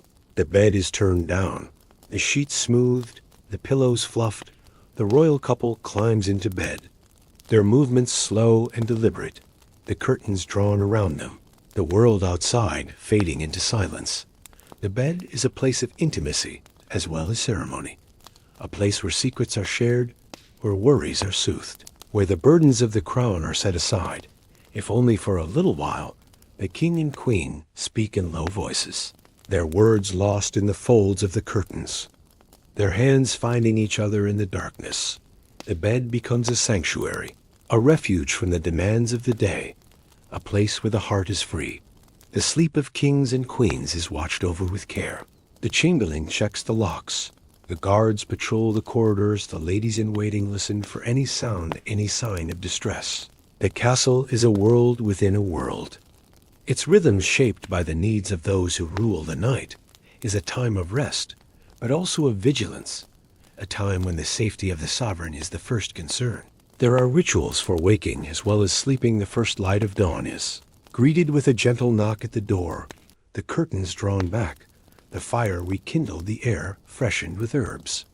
The king and queen are helped from bed, their robes brought, their hair brushed, their faces washed. The day begins with prayers, with the sharing of bread and honey, with the quiet joy of another night safely passed. The royal bed is a place of ceremony, but also of memory. The stories of the realm are woven into its fabric, the births and deaths, the marriages and alliances, the triumphs and sorrows. The bed is a witness to history, a silent participant in the great events of the age. The king and queen dream of peace and plenty, of victory and justice, their dreams shaped by the hopes and fears of their people. The rituals of royal sleep are not only for comfort, but for order, for the maintenance of the world itself. The bedchamber is a place of power, its silence filled with the weight of responsibility. The king and queen are the heart of the realm, their rest a symbol of the peace and stability of the land. The rituals are a way of holding the darkness at bay, of ensuring that the night is gentle, that the dawn will come. The royal children, too, are watched over with care, their beds smaller, but no less carefully tended. The nursemaids sing lullabies, their voices soft and sweet. The children drift into sleep, their dreams filled with stories of knights and dragons, of gardens and stars. The nursery is a world apart, a place of innocence and hope, a promise of the future. The royal bedchamber is a place of beauty as well as power. The walls hung with tapestries, the floors covered with thick carpets, the air scented with flowers and herbs. The bed itself a work of art, its wood carved and polished, its linens embroidered with the symbols of the realm. The bed is a place of pride, a reflection of the wealth and taste of the sovereign, a symbol of the order and harmony of the court. The rituals of sleep are a way of marking the passage of time, of honoring the cycles of day and night, of finding peace in the midst of turmoil. The king and queen are not immune to worry, to fear, to the weight of their responsibilities, but in the quiet of the bedchamber, in the softness of the sheets, in the warmth of each other's presence, they find rest, they find hope, they find the strength to face another day. The memory of these royal nights lingers in the old stories and songs, in the gentle humor of courtly tales, in the quiet wisdom of those who serve. The rituals are passed down from one generation to the next, a thread that ties the past to the present, a gentle promise that, no matter how great the burden, there is always a place of rest, always a bed to return to, always a dream waiting just beyond the edge of sleep. And so the royal slumber endures, night after night, year after year, a gentle thread that binds the realm together, a quiet promise that, no matter how dark the night, there is always a bed to return to, always a dawn waiting just beyond the edge of sleep. 5. The itch of the night, bedbugs, fleas, and medieval sleep hygiene as the velvet curtains of the royal bedchamber fall closed, and the hush of privilege settles over the castle. The world outside those thick stone walls continues its nightly rituals, in cottages and manors, in bustling towns and quiet villages. The common folk prepare for sleep in their own ways, and with them comes a nightly challenge as old as the bed itself, the quiet, persistent itch of the night, the tiny creatures that share the darkness, and the gentle, sometimes desperate, efforts to keep them at bay. The straw mattress, so lovingly crafted and carefully tended, is not only a haven for weary bodies, but also a home for uninvited guests, the bedbugs and fleas that thrive in the warmth and darkness. Their presence a constant companion to sleep. The children scratch at their ankles. The parents sigh and shift. The old ones mutter in the darkness. And yet, for all the discomfort, there is a kind of acceptance, a quiet humor, a recognition that the world is shared, that the night belongs to more than just the dreamers. The rituals of sleep hygiene begin with the setting of the bed. The mattress is shaken and fluffed, the straw replaced as often as the family can manage. The linen sheets are aired in the sun, the blankets beaten and brushed the bed frame, checked for cracks and crevices. The wise women of the village know the secrets of herbs and smoke, of lavender and rosemary, of wormwood and mint. Their bundles are hung above the bed, their leaves scattered between the sheets, their scents a gentle barrier against the creeping things of the night. In the towns, the challenge is greater. The houses crowded, the beds shared, the air thick with the warmth of many bodies. The fleas leap from dog to child, from cat to mother, their bites a nightly nuisance. The bedbugs hide in the cracks of the walls, in the seams of the mattress, their presence revealed only by the telltale spots on the sheets, the gentle scratching in the darkness, the quiet groans of the sleepers. The remedies are many, some practical, some born of hope and desperation. The beds are moved away from the walls, the legs set in bowls of water or oil, a moat against the crawling invaders. The sheets are boiled, the blankets scalded, the mattresses aired and beaten, the floors swept and scrubbed, the air filled with the scent of vinegar and smoke. The wise women offer their charms, their potions, their whispered prayers. The children are bathed in cool water, their skins soothed with salves of honey and herbs. The struggle is not only with the creatures of the night, but with the dirt and dust of daily life. The roads are muddy, the fields thick with grass and chaff. The animals share the house, their fur and feathers, a constant source of dust and dander. The floors are swept with bundles of twigs, the walls wiped with damp cloths, the air cleared with the smoke of burning herbs. The house is never truly clean, but it is cared for, tended with love and patience, the work of many hands. The act of washing is itself a ritual. The basin filled with water drawn from the well, the soap made from lye and fat, the hands scrubbed, the faces splashed, the feet washed before bed. The children laugh and splash, the parents sigh and smile, the old ones grumble, and remember the days when water was scarcer, when soap was a luxury. The act of washing is a comfort, a way of marking the end of the day, a promise of rest. The night is not only a time of discomfort, but also of resilience. The people find ways to cope, to endure, to find humor in the small annoyances. The children tell stories of the flea king and his court, of the bedbug queen and her army, their laughter rising in the darkness. The parents share remedies and advice. The old ones remember the tricks of their youth. The world is full of small victories, of clever solutions, of the quiet satisfaction of a bed well made. The presence of bedbugs and fleas is not a mark of failure, but a fact of life, a reminder that the world is shared, that the night is alive with more than dreams. The people accept this with a kind of grace, a willingness to endure, to find comfort where they can, to make the best of what they have. The bed is a place of rest, of healing, of hope, even when the night is not entirely their own. The memory of these nightly struggles lingers in the old stories and songs, in the gentle humor of folk tales, in the quiet wisdom of proverbs passed down from one generation to the next. The remedies are shared, the rituals repeated, the hope for a peaceful night renewed with each setting of the bed. The world is full of small comforts, of gentle kindnesses, of the quiet strength that comes from enduring together. The act of sleep hygiene is a way of caring, of tending to the body and the home, of honoring the rhythms of the night. The people find beauty in the small things. The scent of clean linen, the feel of cool water, the warmth of a freshly made bed, the night is a time of rest, of renewal, of the gentle gathering of strength for the day to come. The world of the medieval night is not a world of perfect comfort, but it is a world of resilience, of ingenuity, of the quiet joy that comes from making do, from finding rest in the midst of hardship, from sharing the burdens and the blessings of the night.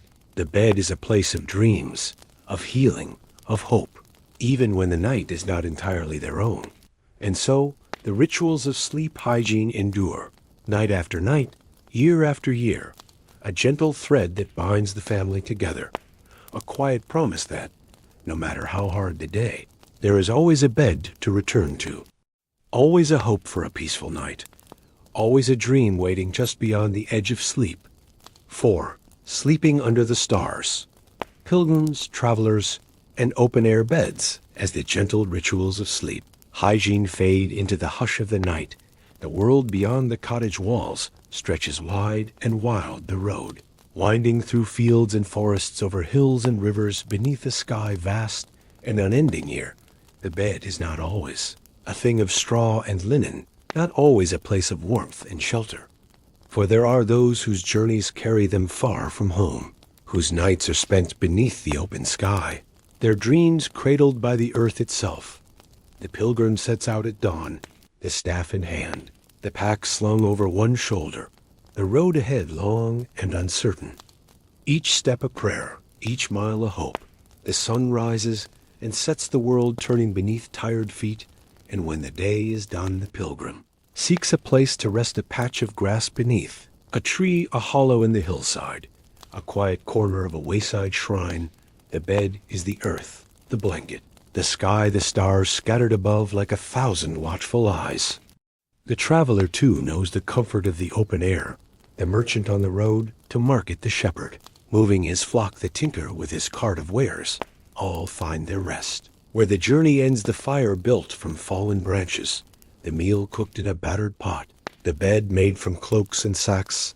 The night is alive with the sounds of the world, the wind in the trees, the call of an owl, the distant bark of a dog. The earth is hard, the air cool, but the heart is light, the spirit free. There are nights when the sky is clear, the moon bright, the stars sharp and cold. The world seems endless, the road a ribbon of silver stretching into the darkness. The traveler lies back, the grass soft beneath, the air sweet with the scent of wildflowers. The mind drifts, the body relaxes, the worries of the day fade, replaced by the quiet wonder of the night. The dreams that come are wild and vivid, filled with the memory of the road, the promise of the journey. There are nights when the rain falls, soft and steady, the world wrapped in mist, the fire sputters, the blankets grow damp. The traveler huddles beneath a cloak, the body curled tight against the cold. The night is long, the sleep restless. But even here, there is a kind of peace, a sense of endurance, of strength found in the simple act of surviving. The dawn brings new hope. The road calls once more. The journey continues.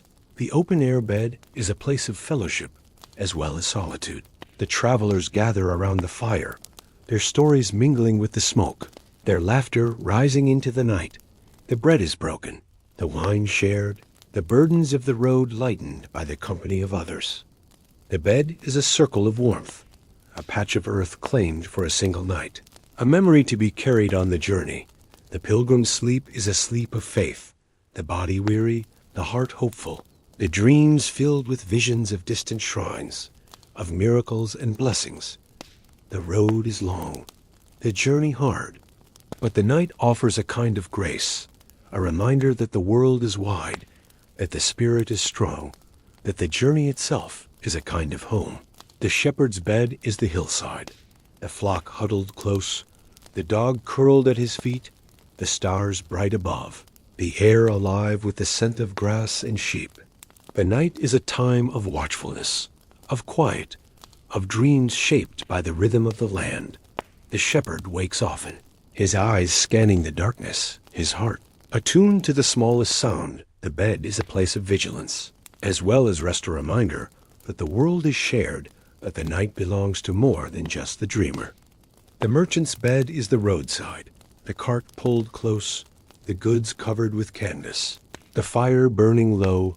The night is a time of calculation, of plans made and remade, of dreams filled with the promise of profit, the worry of loss. The bed is a place of hope and anxiety, of rest and anticipation. The merchant wakes with the dawn, the road calling, the journey renewed. The open-air bed is a place of wonder, of connection to the world. The body feels the earth, the air, the sky. The mind drifts, the heart opens. The dreams that come are wild and free, filled with the memory of the road, the promise of the journey. The night is a time of transformation, of renewal, of the gentle gathering of strength for the day to come. There are rituals for sleeping under the stars, the fire built with care, the bed made soft with grass or leaves, the cloak wrapped tight, the prayers whispered to the night, the stories told, the songs sung. The world is alive with possibility, the night a canvas for dreams, the bed a place of hope. The memory of these nights lingers in the old stories and songs, in the gentle humor of travelers' tales, in the quiet wisdom of those who wander. The open-air bed is a symbol of freedom, of resilience, of the ability to find comfort in the simplest things, to make a home wherever the journey leads, to find rest in the midst of uncertainty. The world of the medieval night is not a world of perfect comfort, but it is a world of wonder, of beauty, of the quiet joy that comes from sleeping beneath the stars, from sharing the night with the earth and the sky. The bed is a place of dreams, of healing, of hope, even when the night is not entirely their own. And so, the open-air bed endures, night after night, year after year, a gentle thread that binds the wanderer to the world, a quiet promise that, no matter how long the road, there is always a place to rest, always a sky to dream beneath, always a dawn waiting just beyond the edge of sleep. 3. The language of lullabies, songs, chants, and bedtime stories, as the hush of the open night settles over fields and forests, and the last embers of a campfire fade to a gentle glow. The world of sleep draws near, not only in the softness of beds or the warmth of blankets, but in the music of voices, the gentle weaving of words and melody that carries the weary into the arms of rest. In every corner of the medieval world, from the grandest castle to the humblest cottage, the language of lullabies is spoken, a language older than memory, as soft as a mother's breath, as steady as a father's heartbeat. The day's labors are done, the tools set aside, the hearth swept clean, and in the quiet that follows, the children gather, close their eyes heavy, their bodies warm from the fire. The air is thick with the scent of bread and wood smoke, the shadows long and gentle on the walls, and into this hush comes the first note, the first word, a song as familiar as the turning of the seasons, as comforting as the touch of a hand. The lullaby is a bridge, a gentle crossing from the world of waking to the world of dreams. Its melody simple, its words woven from the fabric of daily life, the sheep in the fold, the wind in the trees, the stars in the sky. The song is a promise, a blessing, a shield against the darkness. The mother's voice rises and falls, soft and sure. The father hums along, his voice a low, steady anchor. The children listen, their eyes drifting closed, their hearts at peace.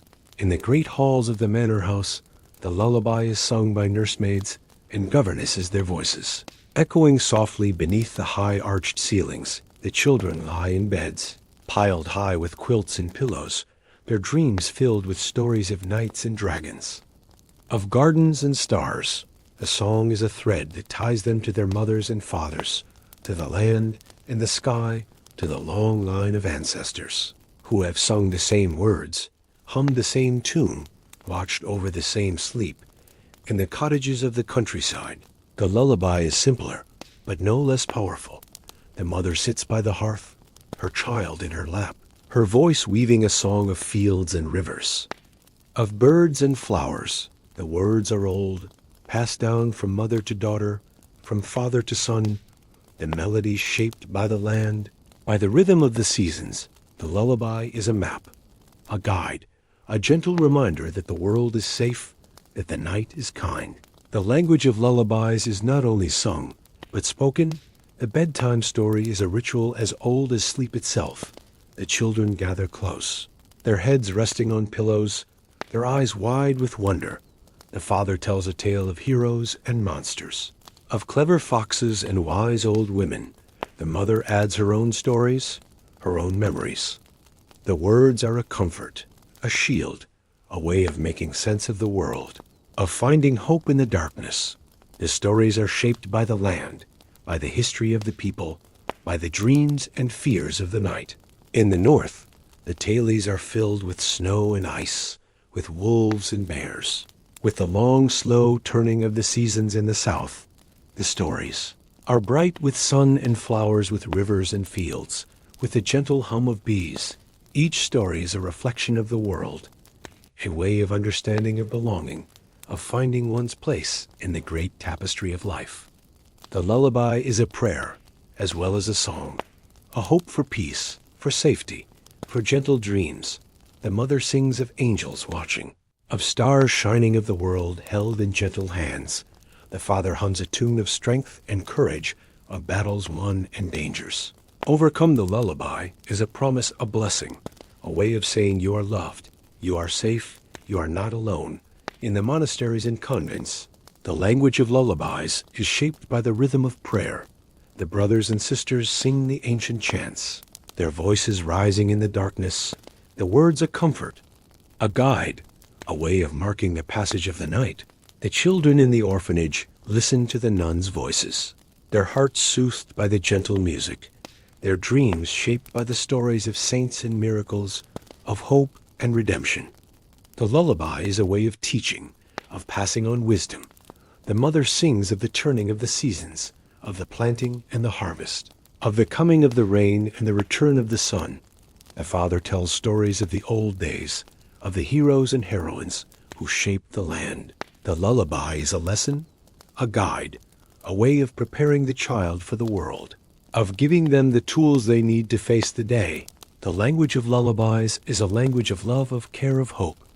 The mother's voice is soft and steady, the father's hand gentle on the child's back. The song is a promise, a shield, a way of saying you are safe, you are loved, you are not alone. The child drifts into sleep, their dreams, filled with the music of the night, the stories of the day, the hope of the dawn. The lullaby is a way of marking the passage of time, of honoring the cycles of day and night, of finding peace in the midst of turmoil. The mother sings the same song her mother sang. The father tells the same story his father told. The lullaby is a thread that ties the past to the present, a gentle promise that, no matter how dark the night, there is always a song to be sung, always a story to be told, always a dream waiting just beyond the edge of sleep. The lullaby is a way of healing, of soothing the hurts of the day. The mother sings of gentle rain, of soft winds, of the world made new. The father tells a story of a lost lamb, found of a storm, weathered of a home. Rebuilt. The lullaby is a balm, a comfort, a way of saying the world is hard, but you are strong, you are loved, you are not alone. The language of lullabies is a language of hope, of faith, of quiet strength. The mother sings of the stars shining, of the moon rising, of the world held in gentle hands. The father hums a tune of courage, of battles fought and won, of dangers overcome. The lullaby is a promise, a blessing, a way of saying you are safe, you are loved, you are not alone. The lullaby is a way of dreaming, of imagining a world beyond the walls of the cottage. The mother sings of distant lands of golden, cities of gardens filled with flowers. The father tells stories of dragons and heroes, of quests and adventures. The lullaby is a map, a guide, a way of saying the world is wide. The night is kind, the dreams are waiting. The lullaby is a way of belonging, of finding one's place in the world. The mother sings of the family, of the village, of the land. The father tells stories of the ancestors, of the old days, of the long line of those who have come before. The lullaby is a thread that ties the child to the past, to the present, to the future. A gentle promise that, no matter how far they wander, They are never truly alone. The lullaby is a way of saying goodbye to the day, of letting go of the worries and fears. The mother sings of the sun setting, of the world growing quiet, of the night coming. The father tells a story of a journey ended, of a home found, of a heart at peace. The lullaby is a farewell, a blessing, a way of saying, rest now, dream now, the world will wait. The lullaby is a way of welcoming the dawn, of greeting the new day. The mother sings of the sun rising, of the world waking, of the promise of a new beginning. The father tells a story of hope, of renewal, of the gentle turning of the world. The lullaby is a greeting, a promise, a way of saying, the night is over, the day has come, the dreams are waiting. The language of lullabies is a language of peace, of comfort, of hope. The mother's voice is soft and steady, the father's hand gentle on the child's back. The song is a promise, a shield, a way of saying you are safe, you are loved. You are not alone. The child drifts into sleep, their dreams filled with the music of the night, the stories of the day, the hope of the dawn. The lullaby is a way of marking the passage of time, of honoring the cycles of day and night, of finding peace in the midst of turmoil. The mother sings the same song her mother sang. The father tells the same story his father told. The lullaby is a thread that ties the past to the present, a gentle promise that, no matter how dark the night, there is always a song to be sung, always a story to be told, always a dream waiting just beyond the edge of sleep. The lullaby is a way of healing, of soothing the hurts of the day. The mother sings of gentle rain, of soft winds, of the world made new. The father tells a story of a lost lamb found, of a storm weathered, of a home rebuilt. The lullaby is a balm, a comfort, a way of saying, the world is hard, but you are strong. You are loved. You are not alone. The language of lullabies is a language of hope, of faith, of quiet strength. The mother sings of the stars shining, of the moon rising, of the world held in gentle hands. The father hums a tune of courage, of battles fought and won, of dangers overcome. The lullaby is a promise, a blessing, a way of saying, you are safe, you are loved, you are not alone. The lullaby is a way of dreaming, of imagining a world beyond the walls of the cottage. The mother sings of distant lands, of golden cities, of gardens filled with flowers. The father tells stories of dragons and heroes, of quests and adventures. The lullaby is a map, a guide, a way of saying, the world is wide, the night is kind, the dreams are waiting. The lullaby is a way of belonging, of finding one's place in the world. The mother sings of the family, of the village, of the land. The father tells stories of the ancestors, of the old days, of the long line of those who have come before. The lullaby is a thread that ties the child to the past, to the present, to the future, a gentle promise that, no matter how far they wander, they are never truly alone. The lullaby is a way of saying goodbye to the day, of letting go of the worries and fears. The mother sings of the sun setting, of the world growing quiet, of the night coming. The father tells a story of a journey ended, of a home found, of a heart at peace. The lullaby is a farewell, a blessing, a way of saying rest now, dream now, the world will wait. The lullaby is a way of welcoming the dawn, of greeting the new day.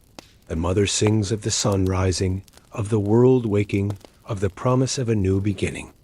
The father tells a story of hope, of renewal, of the gentle turning of the world. The lullaby is a greeting, a promise, a way of saying, the night is over, the day has come, the dreams are waiting. And so, the language of lullabies endures, night after night, year after year, a gentle thread that binds the family together, a quiet promise that, no matter how dark the night, there is always a song to be sung, always a story to be told, always a dream waiting just beyond the edge of sleep. 2. The architecture of sleep, medieval bedrooms, curtains, and canopies. As the last notes of a lullaby fade into the hush of the night, the world of sleep takes shape not only in song and story, but in the very spaces where dreams unfold. The architecture of sleep in the medieval world is a quiet art. A gentle craft shaped by the needs of the body, the rhythms of the household, and the slow, patient work of many hands within the thick walls of stone and timber. The bedroom becomes a sanctuary, a place where the cares of the day are set aside, where the heart finds rest and the mind is free to wander. The medieval bedroom is a world apart, its air cool and still scented with the faint sweetness of herbs and the lingering warmth of the hearth. The walls are thick built to keep out the wind and the cold. The windows small, their glass clouded or covered with oiled cloth. The floor is strewn with rushes or woven mats, soft beneath bare feet. The bed stands at the heart of the room, its frame sturdy, its mattress thick with straw or down, its linens clean and cool. The bed is more than a place to sleep. It is a refuge, a haven, a gentle island in the sea of the night. The architecture of sleep is shaped by the seasons. In winter, the bed is piled high with blankets and furs, the curtains drawn tight against the chill, the fire banked low, its embers glowing in the darkness. In summer, the windows are open to the night air, the bed made light and cool, the curtains pulled back to let in the breeze. The room is alive with the sounds of the world outside, the song of crickets, the rustle of leaves, the distant call of an owl. The bed itself is a marvel of craft and care, its frame carved from oak or ash, its joints fitted with wooden pegs, its posts rising tall at each corner. The canopy above is draped with heavy cloth, dyed in deep colors, embroidered with patterns of leaves and flowers. The curtains hang thick and soft, their folds deep and shadowed. The bed is a world within a world, a place apart, a gentle retreat from the noise and bustle of the day. The curtains are more than decoration. They are a shield against the cold, a barrier to the drafts that slip through the cracks in the walls. They are drawn at night, their edges tucked close, the world outside fading into silence.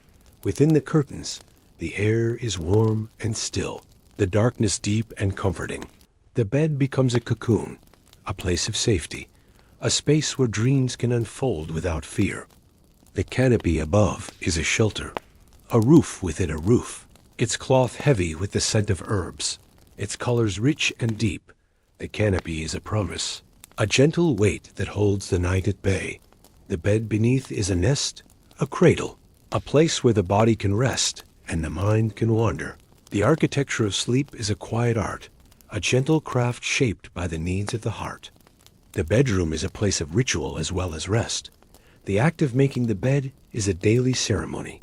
The linens shaken and smooth, the blankets folded, the pillows plumped, the curtains drawn or opened, the fire tended, the rushes swept. The room is cared for, tended with love and patience. The work of many hands, the bedroom is a reflection of the household, a measure of its care, its order, its quiet pride. The architecture of sleep is shaped by the rhythms of the household. The bed is shared by husband and wife, by children and parents, by guests and strangers. The curtains are drawn for privacy, for warmth, for comfort. The bed is a place of gathering as well as rest, a place where stories are told, where secrets are shared, where the bonds of family are woven and renewed. In the great houses and castles, the bedroom is a place of ceremony. The bed, a symbol of status and power, its frame carved with the arms of the family, its canopy embroidered with gold and silver, the curtains thick and rich, the linens fine and smooth. The bed is a throne for the night, a stage for the quiet. Drama of sleep. The architecture of the room is grand, the walls hung with tapestries, the floor covered with carpets, the air scented with flowers and herbs. The bedroom is a world apart, a place of beauty and pride in the cottages of the countryside. The bedroom is simpler, but no less cherished. The bed is a frame of wood, the mattress stuffed with straw, the linens patched and mended, the curtains made from old cloth, the canopy a piece of canvas or wool. The room is small, the air thick with the scent of earth and wood smoke. The bed is a place of comfort, a refuge from the world, a gentle promise that, no matter how hard the day, there is always a place to rest. The architecture of sleep is shaped by the needs of the body. The bed is made soft and warm. The curtains drawn to keep out the cold, the fire tended to chase away the damp. The room is kept clean, the air freshened with herbs. The bed is a place of healing as well as rest, a place where the sick are tended, where the weary are comforted, where the old and the young find peace. The bedroom is a place of dreams as well as sleep. The bed is a stage for the stories of the night. The curtains a backdrop for the play of shadows and light. The canopy a sky for the dreams that drift through the darkness. The architecture of sleep is a gentle art, a quiet craft shaped by the hopes and fears of the heart. The memory of these bedrooms lingers in the old stories and songs, in the gentle humor of folk tales, in the quiet wisdom of proverbs passed down from one generation to the next. The architecture of sleep is a thread that ties the past to the present, a gentle promise that, no matter how dark the night, there is always a place to rest, always a bed to return to, always a dream waiting just beyond the edge of sleep. The architecture of sleep is a way of caring, of tending to the body and the soul, of honoring the rhythms of the night. The people find beauty in the small things, the scent of clean linen, the feel of cool air, the warmth of a freshly made bed. The night is a time of rest, of renewal, of the gentle gathering of strength for the day to come. The world of the medieval night is not a world of perfect comfort, but it is a world of wonder, of beauty, of the quiet, joy that comes from finding rest in the midst of hardship. From sharing the burdens and the blessings of the night, the bed is a place of dreams, of healing, of hope, even when the night is not entirely their own. And so, the architecture of sleep endures, night after night, year after year, a gentle thread that binds the family together, a quiet promise that, no matter how hard the day, there is always a bed to return to, always a dream waiting just beyond the edge of sleep. 1. The dawn's gentle call. Waking up in the Middle Ages. As the hush of the night lingers in the folds of curtains and the softness of beds, the world of sleep begins to loosen its gentle hold. The first hints of dawn slip quietly through the cracks in the shutters, a pale silver light that brushes the floor, the walls, the faces of those still dreaming. The air is cool, and still the fire in the hearth, little more than a memory. And the world stands poised on the edge of waking, the moment between night and day stretched thin and delicate, a breath held in the quiet. The rooster is often the first to sense the coming of the sun, his call rising clear and bright in the darkness. A note of certainty in a world still wrapped in shadow. The sound drifts through the village, over fields and hedgerows, through open windows and thatched roofs. A summons to the day. The animals stir in their stalls, the cows low softly, the sheep shift in their pens, the dogs stretch and yawn. The world is waking slow and gentle, the rhythm of life returning with the light. In the cottages of the countryside, the family stirs beneath their blankets. The children curl closer for a moment. Savoring the last warmth of the bed, the parents rise quietly, careful not to wake the youngest. Their feet find the cool floor. Their hands reach for the clothes laid out the night before. The air is filled with the soft sounds of morning, the creak of the bed, the rustle of linen, the low murmur of voices. The day begins not with haste, but with a kind of reverence, a gentle honoring of the night just past. The fire is rekindled, the embers coaxed to life with careful hands, the kettle set to boil, the bread sliced and set by the hearth. The room fills with the scent of wood smoke and baking. The light grows stronger. The shadows retreat. The children wake, their eyes bright with dreams, their voices soft and sleepy.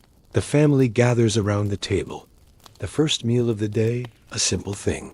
Bread and cheese, a cup of milk, a blessing whispered over the food, a quiet gratitude for the new day. In the towns, the bells ring out, their voices clear and steady, a call to prayer, to work, to life. The streets fill with the sound of footsteps, the clatter of carts, the laughter of children. The world is alive with possibility. The market stalls are set up, the shops opened. The apprentices hurry to their masters. The day unfolds in a gentle rhythm, shaped by the needs of the community, the turning of the seasons, the slow, patient work of many hands. The great houses and castles wake in their own way. The servants move quietly through the halls, opening shutters, sweeping floors, lighting fires.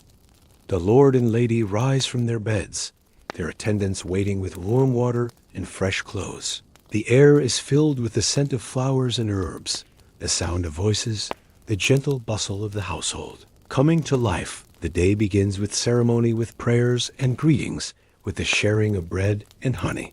The world outside the walls waiting, the promise of the day shining in the light. The monasteries and convents wake to the sound of bells. The brothers and sisters rise from their beds, their feet bare on the cold stone floor, their voices joining in the ancient chant, the prayers of the night giving way to the prayers of the morning. The day is shaped by ritual, by the slow, steady turning of the hours, the work of the hands, the quiet labor of the heart. The world outside the walls is distant, but the rhythm of waking is the same. A gentle honoring of the night, a quiet welcome to the day. The act of waking is a ritual in itself. The body stretches, the mind stirs, the heart opens to the light. The dreams of the night linger for a moment, their images soft and fleeting, the worries of the day not yet pressing. The world is new, the air fresh and cool, the promise of the day waiting just beyond the door. The act of rising is a kind of prayer, a way of saying yes to the world, yes to the work, yes to the hope that each day brings. There are rituals for greeting the day, the washing of the face, the combing of the hair, the saying of prayers, the sharing of food, the opening of doors and windows to let in the light. The world is made ready, the house prepared, the heart steadied. The day begins not with haste, but with care, with attention, with a gentle honoring of the night just past. The memory of the night lingers in the quiet of the morning, the dream still fresh, the body still soft with sleep. The world is gentle, the light kind the day unfolds in a slow, patient rhythm, shaped by the needs of the household, the turning of the seasons, the work of the hands, the quiet labor of the heart. The act of waking is a way of honoring the night, of giving thanks for the rest, for the dreams, for the gentle passage from darkness to light. The world is new, the day is full of promise. The heart is open, the mind clear, the body ready for the work to come. The act of rising is a kind of blessing, a way of saying yes to the world, yes to the hope that each day brings. The world of the medieval morning is not a world of haste or hurry, but a world of care, of attention, of gentle rhythm. The day begins with gratitude, with prayer, with the sharing of food and light, the work of the hands, the quiet labor of the heart. The world is made ready, the house prepared, the heart steadied. The day unfolds in a slow, patient rhythm, shaped by the needs of the household, the turning of the seasons, the work of the hands, the quiet labor of the heart. The act of waking is a way of honoring the night, of giving thanks for the rest, for the dreams, for the gentle passage from darkness to light. The world is new, the day is full of promise. The heart is open, the mind clear, the body ready for the work to come. The act of rising is a kind of blessing, a way of saying yes to the world, yes to the hope that each day brings. The memory of these mornings lingers in the old stories and songs, in the gentle humor of folk tales, in the quiet wisdom of proverbs passed down from one generation to the next. The act of waking is a thread that ties the past to the present, a gentle promise that, no matter how dark the night, there is always a dawn, always a new day, always a hope waiting just beyond the edge of sleep. And so, the dawn's gentle call endures, morning after morning, year after year, a quiet promise that, no matter how long the night, there is always a day to greet, always a world to wake to, always a dream waiting just beyond the edge of sleep.